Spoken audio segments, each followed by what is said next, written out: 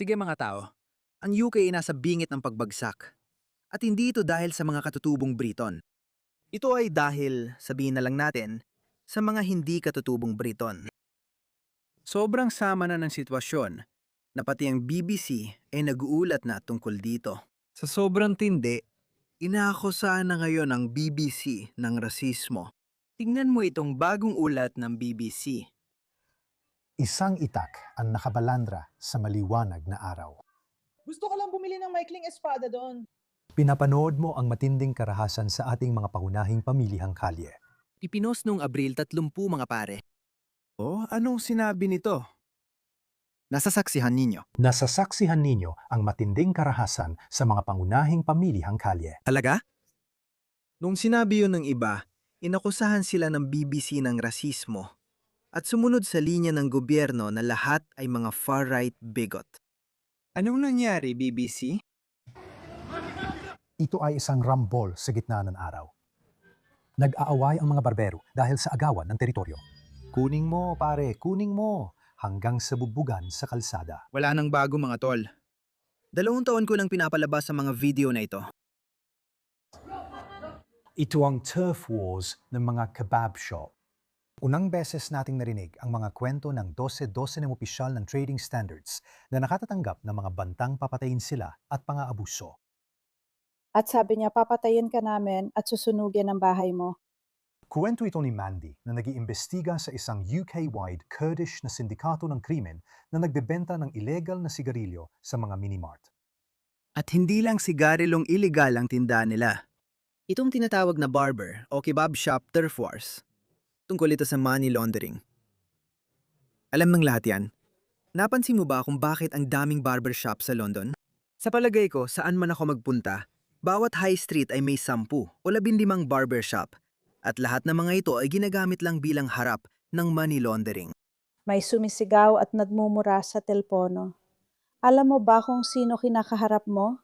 Tumigil ka, kundi papatayin namin ang asawa mo. Papatayin ka namin at susunugin namin ang bahay mo. Sinundan din siya pauwi at hinarap.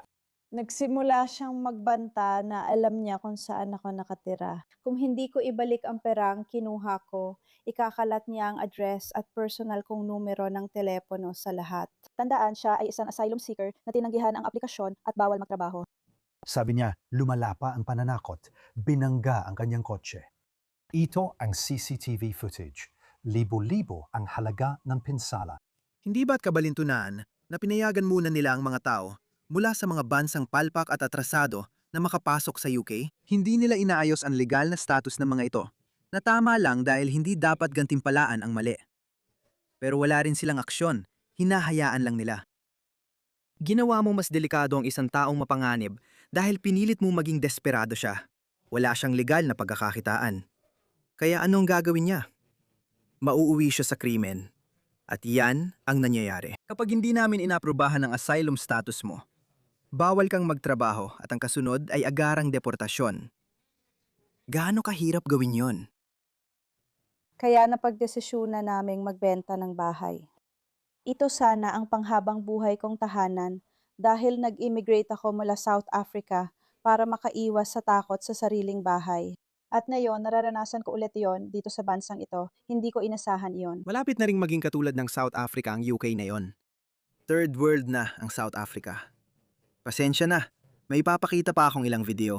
Ang UK ay halos third world na rin. Sinabihan kami tungkol sa paulit-ulit na pagbabanta ng kamatayan kung saan may minimart worker na sumisigaw, papatayin kita sa trading standards. Mayroon ding babaeng opisyal na tinakot na riripin sa pangunahing kalye. Isa pa ay pinilit manood ng pornografya habang ang isa naman ay tinusok sa dibdib. May natagpuang mga sandata sa tindahan tulad ng palakol, bat at patalim. Hindi lang sa mga tindahan mga pare. Naalala niyo ba yung video sa mosque? Sandali, kailangan ko yung patugtog yun. Luwag ng tira nyon, kailangan ko talagang paluin. Pakinggan nyo. Wala akong ginamit na kahit anong sandata o kung ano pa man. Ang ginagawa ko lang ay kinakalmot ko sila sa bibig. Kung may mga sandata o kahit anumang ganon, ang ginagawa ko ay tinatapon ko yon sa mosque. You don't give anybody any reason to have any interaction with the police, negative interaction. That's my belief. So then you happen, they're rid of them. You're not going to arrest anybody. Hindi ka namin arestuhin. Kita mo? Kaya hindi lang ito tungkol sa mga tindahan ng kebab o mga barberya. Kahit saan na ito, pati sa mga mosque.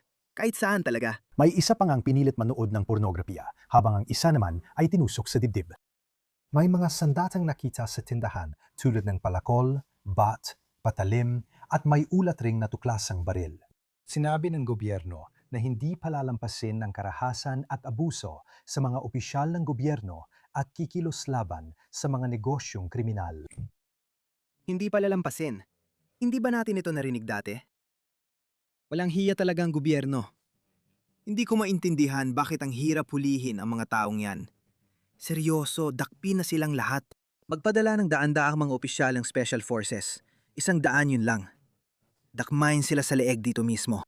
Isakay sila sa van, ilagay sa barko, at ilabas. Kaya yan basta may political will. Yun lang kailangan. Hindi naman ganun kahirap. Talagang hindi. Kaya yan ang nangyayari sa mga kalsada natin. Nakagawa na ako ng maraming video na nagpapakita kung paano nanghaharas ng mga kababaihang lokal ang mga lalaki mula sa ibang kultura sa Britanya at Europa. At walang nagagawa ang mga tao. Sinasabi ko rin na darating ang panahon na sila na mismo ang kikilos at gagawa na aksyon ng gobyerno. Nagagawa ko lang ng video kahapon. Panurin nyo. Kung saan ang mga pulis mismo ngayon ay naaresto na ang mga mabubuting Samaritano na lumalabas at nilalagay sa panganib ang kanilang buhay para lang protektahan ang mga kababaihan na dapat sana ay pinoprotektahan ng gobyerno, ng pulis. Kaya panoorin nyo ito. May isa na namang video na lumabas kung saan may ilang Briton na lumapit sa mga Indiano na nasa isang club at nakatitig sa mga babae doon. Pwede ba kitang tanong yan? Ano ang pakiramdam ng tumitig sa grupo ng mga batang puting babae? Reading na ako. Nakatitig ka sa grupo ng mga bakang babae? Hindi, nakatitig ka. Ano pakiramdam niyan? Huwag mo subukan sa bansa ko. Nakatitig ka na naman sa mga batang puti. Magkakaproblema ka. Huwag mo akong kausapin ng ganyan. Inaasar mo na naman ang mga batang puting babae na yan, hindi ka ba talaga problema? Alam mo ang ibig ko sabihin? Huwag mong subukan. Sa bansa ko. Huwag mong subukan. Good. Huwag mo ulitin. Kailangan mo pa yan. Kayong lahat, ulitin nyo yan. Problema kayo. Sige ba? Sige. Halagaan mo, sarili mo. Sarili mo na lang ang intindihin mo. Ano? Kayong kalyan at set. Ulitin mo yan, magkakaproblema ka. Gusto mo bang makilala sarili mo, player? Nasa club sila kaya, hindi menor de edad ang mga babae. Pero kailangan pa rin nila ng konting pagsasanay. Hindi katanggap-tanggap ang pagtitiga pag lumalabas. Mga pare, hindi talaga yan katanggap-tanggap. Ilang beses ko na itong sinabi, kung napunta kayo sa Ehipto, Pakistan, India o Bangladesh, kiyak nakita niyo na ang mga video na yon. Gusto kong ipakita sa inyo ang tanawing iyon. Grabe naman. Hindi ko makita ang tubig. Walang training ang mga yan. Tinititigan lang nila ang mga babae. Para silang namumulestya gamit ang tingin. Parang hinuhubaran ka gamit ang tingin nila. May laser eyes pa. Yan ang unang mapapansin mo pag galing ka sa western na bansa papuntang Pakistan. Lahat ng lalaki nakatitig sa babae. Kahit lokal o Pakistani na babae. Pero pag puting babae na blonde, nako, tapos ka na. Hinubaran ka na sa isip nila. Yan ang problema. Kaya nga maraming tao nagsasawa at nagagalit sa kanilang mga gobyerno.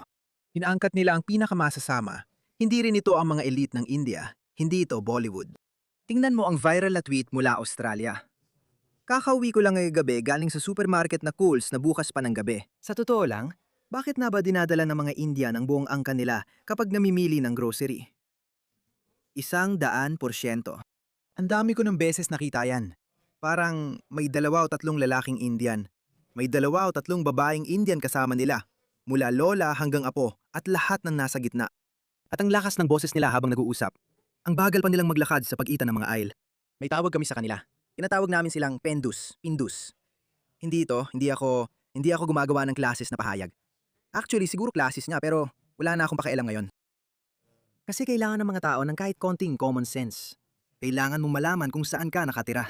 Dapat mong maintindihan ng lokal na kaugalian, tradisyon, mga pagpapahalaga at asal. Tulad ng nabanggit ko nung unang dating ko sa Australia nung 2003 masikip. Ang mga tren, pero walang nagkakaroon ng pisikal na kontak sa iba. Kapag may nabangga kang tao, aminin mo agad at sasabihin, "Ay, sorry, Sasagot naman siya. Ayos lang yan. Nakita mo na.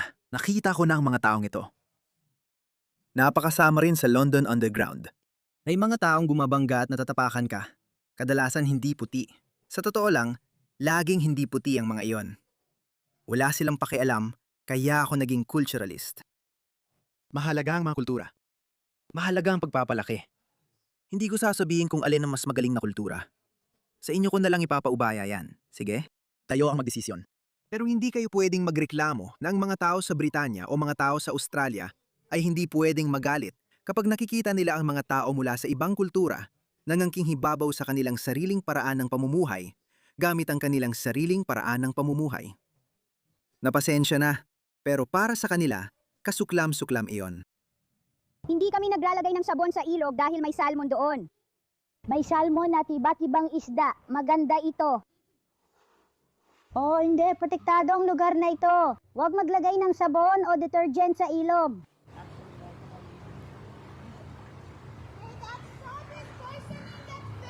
Kausapin natin siya. Kung hindi, ire-report ko na ikaw sa bylaw ngayon din. Hindi namin ginagawa yan. Hindi namin ginagawa yan dito. Hindi namin ginagawa yan dito. Papa, minalason mo ang mga isda. Tatawadan na namin ang bylaw at pulis. Kailangan mo nang tumigil. Tawagan ang pulis.